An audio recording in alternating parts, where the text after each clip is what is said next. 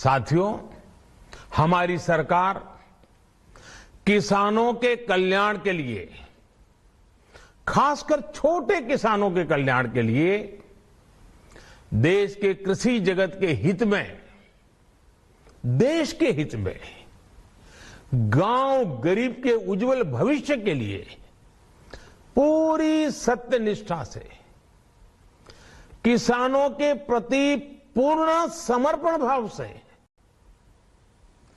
नेक नियत से ये कानून लेकर आई थी। लेकिन इतनी पवित्र बात, पूर्ण रूप से शुद्ध किसानों के हित की बात, हम अपने प्रयासों के बावजूद कुछ किसानों को समझा नहीं पाए।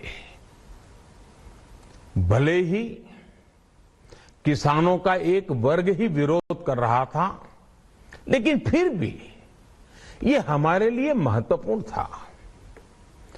कृषि अर्थशास्त्रियों ने, वैज्ञानिकों ने, प्रगतिशील किसानों ने भी उन्हें कृषि कानूनों के महत्व को समझाने का भरपूर प्रयास भी किया। हम पूरी विनम्रता से, खुले मन से उन्हें समझाते रहे। अनेक माध्यमों से व्यक्तिगत और सामूहिक बातचीत भी लगातार होती रही। हमने किसानों की बातों को, उनके तर्क को समझने में भी कोई कोर कसर बाकी नहीं छोड़ी। कानून के जिन प्रावधानों पर उन्हें ऐतराज था, सरकार उन्हें बदलने के लिए भी तैयार हो गई। 2 साल तक हमने इन कानूनों को सस्पेंड करने का भी प्रस्ताव दिया। इसी दौरान ये विषय माननीय सर्वोच्च न्यायालय के पास भी चला गया। ये सारी बातें देश के सामने है, इसलिए मैं इनके अधिक विस्तार में नहीं जाऊंगा। साथियों, मैं आज देशवासियों से क्षमा मांगते हुए सच्चे मन से और पवित्र हृदय से कहना चाहता हूं कि शायद हमारी तपस्या में ही कोई कमी रही होगी, जिसके कारण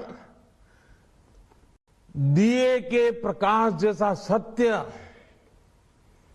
कुछ किसान भाइयों को हम समझा नहीं पाए। आज गुरु नानक देव जी का पवित्र प्रकाश पर्व है। ये समय किसी को भी दोष देने का नहीं है।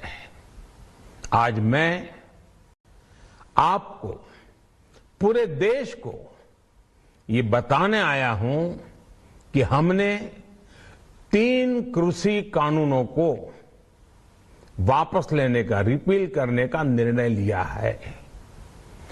इस महीने के अंत में शुरू होने जा रहे संसद सत्र में, इसी महीने में हम 3 कृषि कानूनों को रिपील करने की संवैधानिक प्रक्रिया को पूरा कर देंगे।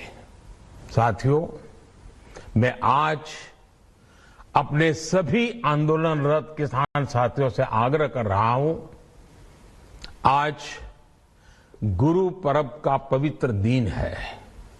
अब आप अपने अपने घर लौटे, अपने खेत में लौटे, अपने परिवार के बीच लौटे।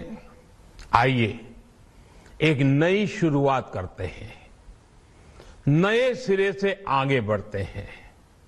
साथियों, आज ही सरकार ने कृषि क्षेत्र से जुड़ा एक और अहम फैसला लिया है।